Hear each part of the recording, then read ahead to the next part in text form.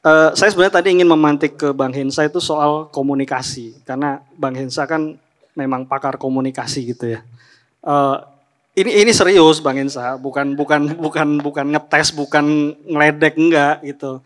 Tadi kan di awal ketika Mas Abrang tadi cerita, ketika kehilangan Mas Gandhi itu responnya adalah misuh sebagai satu komunikasi.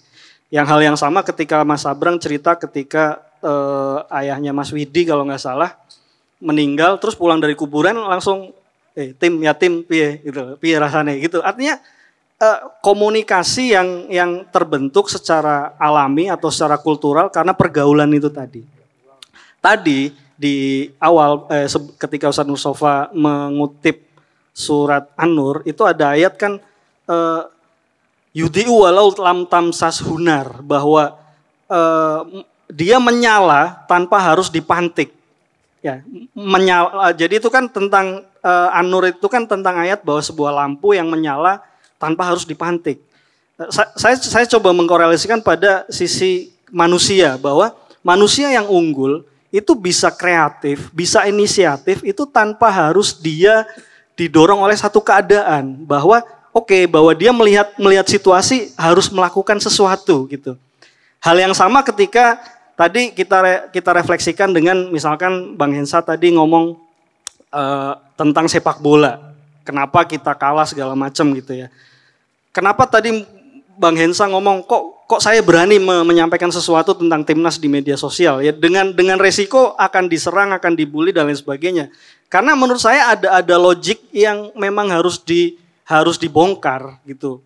Misalkan dengan sepak bola kita, kenapa kemudian yang dilanjutkan adalah proses naturalisasi? Kenapa harus merekrut abroad atau pemain yang ada di luar yang sebenarnya itu bukan level 1 juga kita ambil, tapi kemudian terkesannya adalah sebagai project instan dari PSSI sendiri. Padahal problemnya bukan di situ. Dan pasca kekalahan dari Jepang tadi, itu hampir semua akun bola kemudian kok ngomongnya, apalagi yang harus dievaluasi? Kan logiknya jadi makin aneh. Kok malah bertanya apalagi yang harus dievaluasi? Sudah jelas bahwa problemnya adalah pembinaan sepak bola kita nggak jalan, pengelolaan sepak bola liganya juga masih belum sempurna. Kenapa malah masih bertanya apalagi yang harus dievaluasi? Padahal jelas ada di situ di depan mata nih.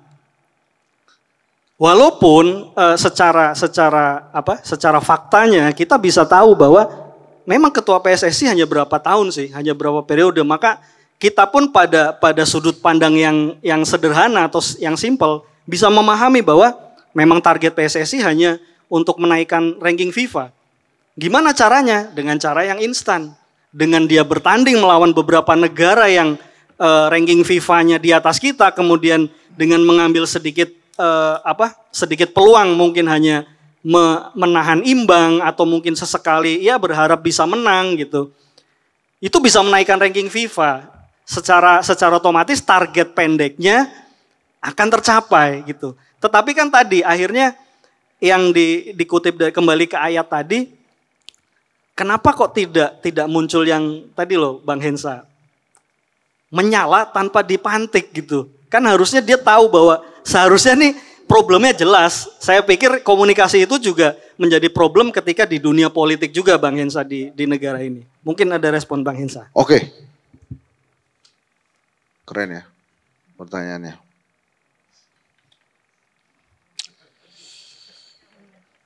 Gini, setiap orang itu dilahirkan keren lah kira-kira. Jadi punya keistimewaannya sendiri-sendiri. Jadi kalau tadi saya ngelihat orang yang kerja di laptop pakai kafe itu keren banget, mungkin itu nggak kejadian juga ke saya gitu. Nah, kenapa kemudian dalam komunikasi ada kedekatan yang enak sekali orang bicara dan terkadang itu berubah. Misalnya nih ya, saya punya teman deket, ngobrol, diskusi, sering, celak-celakan sering.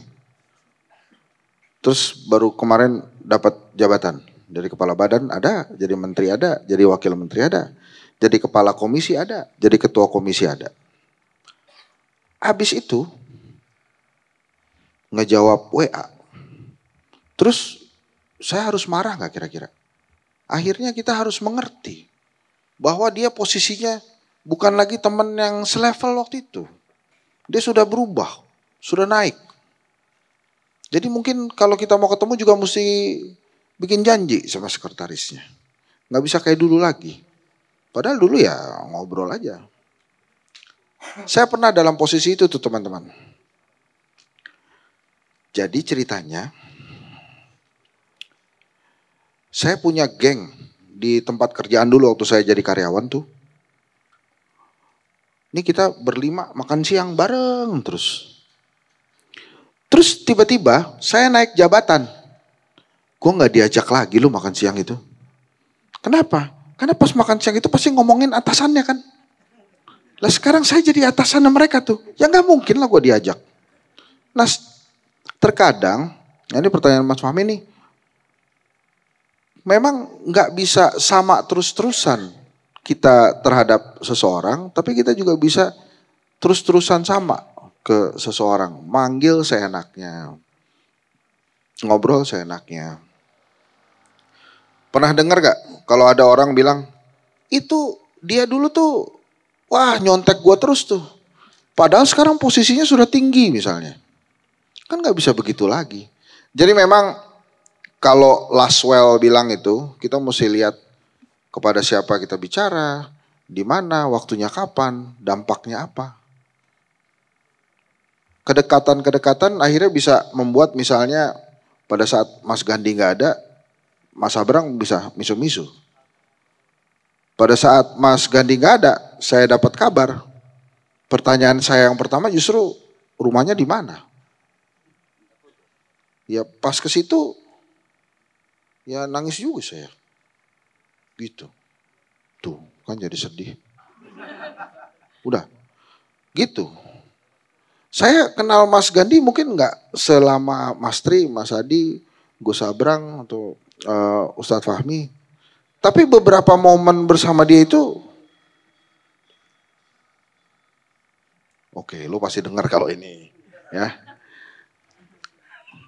Beberapa momen itu menyenangkan buat saya.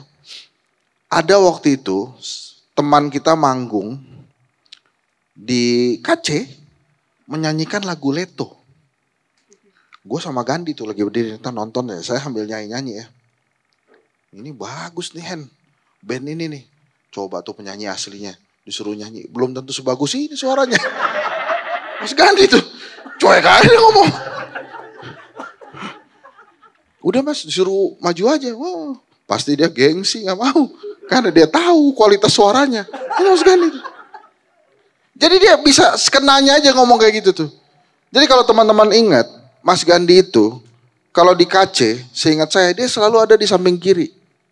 Nonton aja ngeliatin. Ngeliatin aja.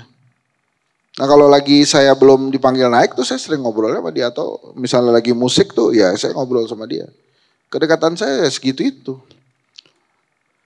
Nah jadi kalau tadi pertanyaan Mas Fahmi yang panjang gitu. Itu dijawab sama teorinya Laswell tuh. Sebetulnya kalau kita berkomunikasi itu ya kita mesti tahu siapa yang kita ajak bicara.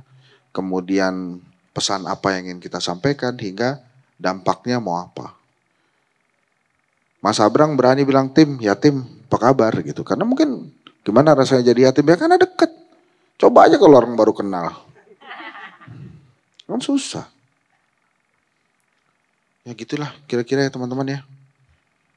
Jadi kalau untuk tadi ya teman-teman KC yang pegang dokumentasi. Pada saat Ustadz Fahmi ngomong PSSI, tolong yang lain gak usah diliatin. Cukup dia aja lah. Gue udah pernah dibully Gara-gara cuma saya bilang begini, kenapa kita Piala AFF gak pernah menang? Habis itu gue dimarahin. Kita levelnya bukan AFF lagi. Itu hari ini jadi pembicaraan lagi bahwa oke kita mundur jadi levelnya Piala AFF. Ya. Kita tuh timnas kita yang menang mulu itu, yang bagus banget itu, belum pernah lawan Thailand. Belum menang kita lawan Thailand.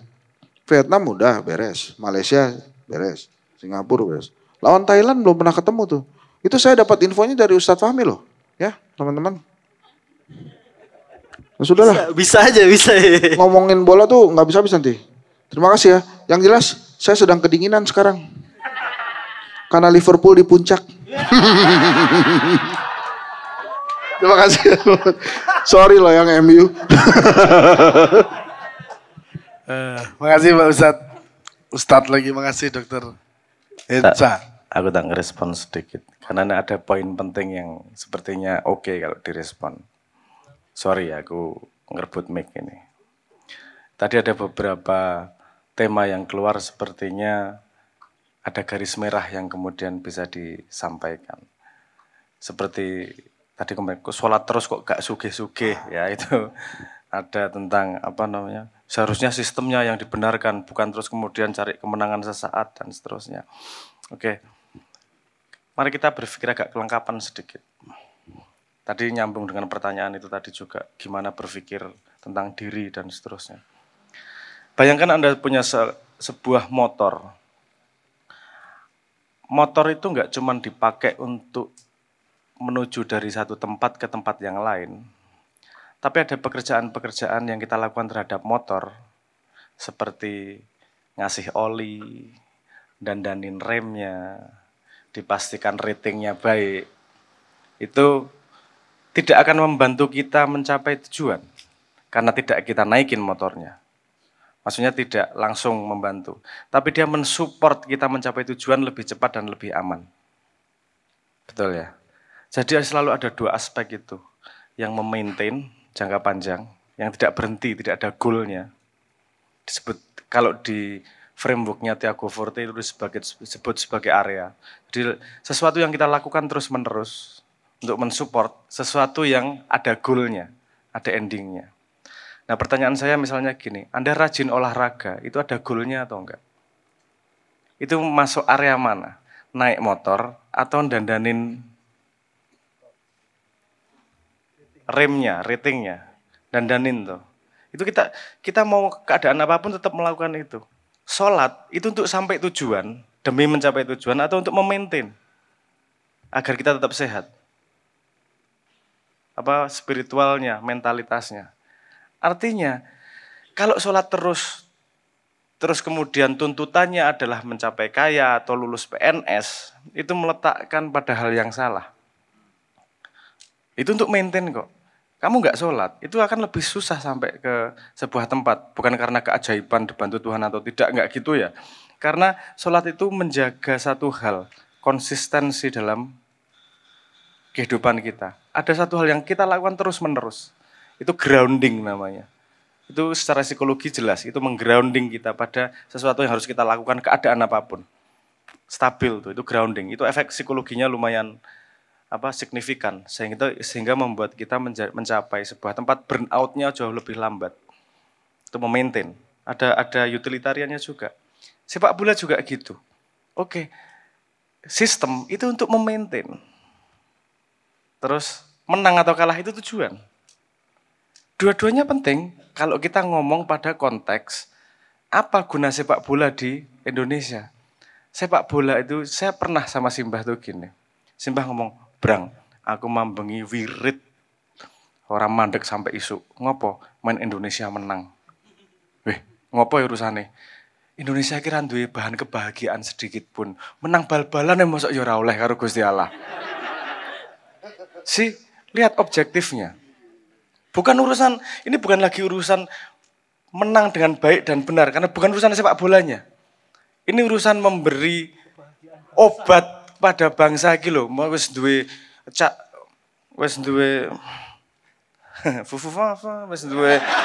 apa gak ngelihat kaki ya Allah, ini bahagianya di mana ini ya Allah. Oke lah, menang sepak bola, bahagia. Bahwa kemudian semua orang marah itu bukan urusan sepak bola. Wong-wong kuwi nesu kuwi urusan ya Allah, aku mengetuk permen sak sithik wae tok tetep tok salah to ya Allah wis to.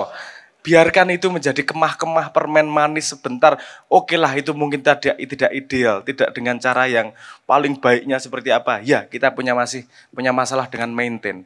Tapi at least mari kita bersatu lagi, punya semangat jadi wong Indonesia, kita tetap bisa dibanggakan. Karena yang terpenting dengan memiliki motor itu, Entah dia buruk sampai atau gimana, keadaan apapun, paling enggak kita tidak meninggalkan motor kita, itu dulu loh. Indonesia kayak gini, jangan kita tinggalkan, Mas. Walaupun bahagianya semu-semu sedikit, ya wis enggak apa-apa, wis enggak apa-apa, wis. Kita butuh harapan itu, kita butuh semangat itu pada konteks yang lebih tinggi. Engko ndelok jero sithik, yo jane jan rapi res. Iya, oke enggak apa-apa, mari kita perbaiki sehingga kita mendapatkan kemenangan lebih banyak lagi, kan gitu kemudian logikanya. Mari kita berpikir lebih panjang dan lebih wise terhadap hal-hal seperti ini. Nah, tadi yang ingin saya sampaikan, awareness itu penting. Mana yang untuk maintain, mana yang untuk mencapai tujuan. Kalau untuk mencapai tujuan, itu hal yang kita kejar, ada objektifnya, mission. Karena hidup tanpa mission itu juga malesin, ngapain. Tapi mission itu selalu ada supporting system. Supportingnya apa? Olahraga yuk, biar badannya sehat. Ayo beribadah biar stabil spiritualnya, biar stabil mentalnya, sehingga ketika kita mengejar sebuah mission, kita bisa lebih cepat mendapatkan mission tersebut. Mungkin itu saja yang saya sampaikan. Ini mungkin bagian dari maintain kewarasan kita dan kecintaan kita kepada Indonesia, dan semoga jenengan semua cepat mencapai mission-mission dalam hidup Anda yang Anda kejar. Amin ya rabbal alamin. Matur nuwun.